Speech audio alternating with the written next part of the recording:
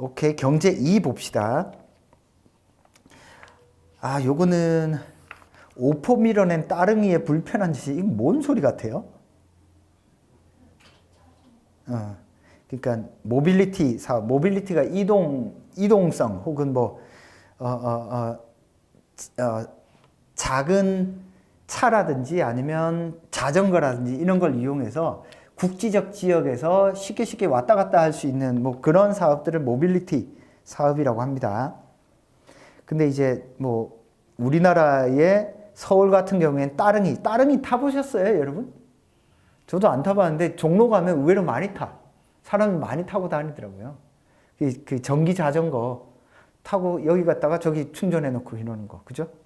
근데 다른 마이크로 모빌리티 기업이 공유 자전거를 시행을 했는데 서울에서 시범 사업을 하다가 투자가 끊겨서 철수한 거죠. 그죠? 근데 이 기사는 좀 공정하지는 않아. 바람직한 좋은 기사는 아닌 것 같아요.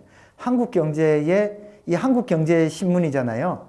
한국경제신문의 대주주가 다 대기업이에요. 매일경제도 마찬가지예요. 한국경제 대주주는 현대차예요. 현대차가 대주주고 다른 지분도 뭐 삼성 이런 데도 지분을 가지고 있어요. 그래서 현대차가 대주주죠. 그러니까 이 한국경제 기사를 보면 항상 기업의 자율에 맡겨야 된다. 뭔가 규제는 잘못됐다. 심지어는요, 그 노벨상 받은 사람의 책을 원래 뜻과는 다르게 기업의 자유가 중요하다고 바꿔가지고 그 번역을 잘못해가지고 원래 저자가 항의 서한을 보냈어. 세 번째 단락 한번 볼게요. 더 큰 문제는 모빌리티 시장에 진출하는 기업이 비즈니스를 펼칠 기회를 공공 영역에서 적자까지 보면서 차지하고 있는 겁니다. 차두원 한국과학기술기획평가였다. 원혁신전략 환경닷컴과 인터뷰에서 이렇게 꼬집었다. 스타트업이 아닌 공공섹터가 마이크로 모빌리티 시장을 독점하는 것이 과연 적합할까요? 아, 이거 뭔 말이에요, 빵꾸야. 이게 무슨 소리예요? 왜냐하면 그 따릉이는 서울시에서 운영하잖아요. 서울시에서 적자를 보면서 이런 마이크로 모빌리티 사업을 하는데 왜 민간이 진출할 수 있는 영역을 공공기업이 잡아먹고 있느냐 이 이야기를 하고 있는 거야. 그럼 민간이 진출할 수 있는 영역은 많지. 그죠? 뭐 예를 들어서 민간이 진출할 수 있는 영역 또 어디 있어요? 병원도 있죠. 그죠? 의료보험. 근데 우리나라는 어떻게 해? 그걸 공적 영역으로 막고 있잖아. 그죠? 얼마 전에 제주도 영리병원도 허가를 취소했잖아요. 그러니까 건강과 관련된 거, 공적 영역이 강한 부분은 정부가 손해를 보더라도 민간한테 오픈을 안 한단 말이야. 예를 들어서 미국 같은 데는 미국이나 영국은 전기회사가 지역마다 다 달라요. 심지어는 수도 회사도 다 달라요. 이게 사기업화돼 있단 말이에요. 어떤 지역에서는 시에서 운영하는 데도 있긴 하지만 내가 예를 들어 이사를 왔잖아. 그러면 전기를 넣어주는 회사를 어떻게 하냐면 선택을 해요. 선택을 해서 전기를 넣어주는 거야. 그렇기 때문에 어떤 일이 벌어질까? 담합을 해가지고요. 얘네들이 빨리빨리 고쳐주지도 않아. 그래서 오히려 비용은 훨씬 비싼데 서비스질은 우리나라보다 안 좋아요. 근데 그 세계화한다고 하면서 신자유주의가 뭔가 민간 영역에 공공 영역을 개방하라 이렇게 한단 말이야. 이 말은 논리적으로 하나도 안 맞는 말이야. 공적인 영역은 공공기관에서 적자를 보더라도 해야 될 이유가 있는 거고 사적인 영역을 물론 뭐 가로채면 안 되겠지만 공공성을 띠는 부분에 정부나 자치단체가 적자를 보면서도 해야 될 부분들이 있긴 있는 거야. 그걸 무조건 잘못했다 이렇게 이야기하면 안 되죠. 이때까지 박근혜 정부와 이명박 정부는 어떻게 했냐면 공공의 영역들을 자꾸 개방화시키면서 어떤 대기업의 이익들을 좀 증가시키려는 정책을 편 거고 문재인 정부는 그것과는 반대로 공적인 영역들이 좀 더 확대시킬 정책을 펴는 거예요. 그래서 정책의 방향이 좌파는 아니지 하여튼 문재인 정부의 정책과 박근혜 이명박 정부의 정책의 방향성이 아주 달라요. 그래서 실제로 각종 기업들이 돈을 많이 버는 곳이 어딘 것 같아요? 정부 사업이에요. 정부 사업. 정부 사업. 예를 들어 정부가 어떻게 입찰을 하잖아요. 도로를 놓을 거야. 그러면 그 도로를 놓을 때 누가 입찰을 해? 대기업들이 입찰을 할 거예요. 그 돈이 어마어마하게 커요. 다른 것보다. 그러니까 정부에서 기업, 정부, 그러니까 정부 돈을 먹는 거예요. 대기업들이. 그러니까 이명박이나 박근혜는 어떻게 해요? 정부 돈을 어떻게 좀 쉽게 먹을까 하다가 큰 사단이 난 거지. 그리고 둘 다 지금 감옥 가 있잖아요. 그래서 이 모빌리티 플랫폼은 앞으로 점점 확대될 거고, 요거는 없앨래야 없앨 수가 없습니다. 뭐 과학기술이 발전하면 없앨래야 없앨 수가 없죠. 구글이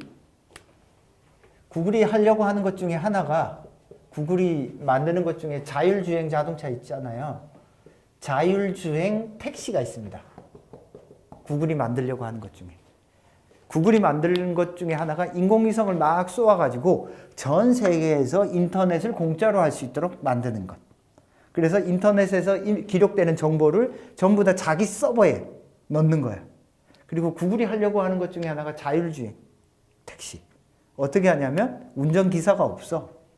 그냥 택시를 불러. 그럼 난 타. 그러면 택시가 목적지가 정해져 있을 거 아니에요. 가는 동안에 택시 안에서 광고를 봐. 광고가 디스플레이 돼. 택시비는 공짜. 어? 그러니까 광고비로 따는 거지. 예를 들어서 내가 여기서 뭐 압구정 현대백화점을 간다. 그러면 구글 택시에 전화를 해서 택시가 신청을 해. 그러면 몇 시 몇 분까지 오면 딱 대기를 하고 있어. 그럼 타. 그러면 그 안에 현대백화점 주변에 있는 업체들로부터 광고를 받는 거야. 지금 구글 검색이 그렇게 해서 돈을 벌잖아요. 구글 들어가면 뭐 있어? 그냥 짝대기 하나 말고 더 있어요? 그 어마어마한 돈을 벌잖아. 다른 때보다 구글이 유럽에서 검색 시장 점유율이 98%, 99%예요. 거기에서 얻는 순이익만 내가 알기로 거의 100조 단위야. 검색 광고로 얻는 1년 순이익이 어마어마해요. 예를 들어서 구글은 또 유튜브도 가지고 있잖아요. 그 사이사이에 광고가 다 들어가잖아. 그러니까 우리 상식으로는 도무지 수익이 안 날 것 같은 모델을 어떻게? 구글이 언제 1990년대 초부터 만든 거예요. 제가 구글을 처음 쓴 게 97년도인가 그렇거든요. 그때도 짝대기 하나였어요. 그때랑 지금이랑 모양이 거의 안 달라요. 근데 그 사업 마인드를 지속적으로 지금 활용하고 있어요. 그래서 어떻게 하냐면 택시를 타고 있으면 그 안에서 광고를 통해서 광고주들한테 택시비를 버는 거예요.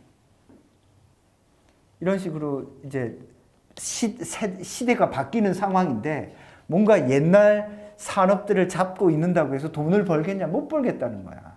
그러니까 예를 들어 CJ 같은 경우에는 CJ CJ 헬로비전 이런 것들을 다 갖다 팔았잖아요. 투썸 플레이스 CJ 거잖아. 팔았잖아. 그거 갖는다고 해서 뭐 앞으로 더 수익이 어마어마하게 날 거 아니니까 그냥 팔고 정리하는 거야.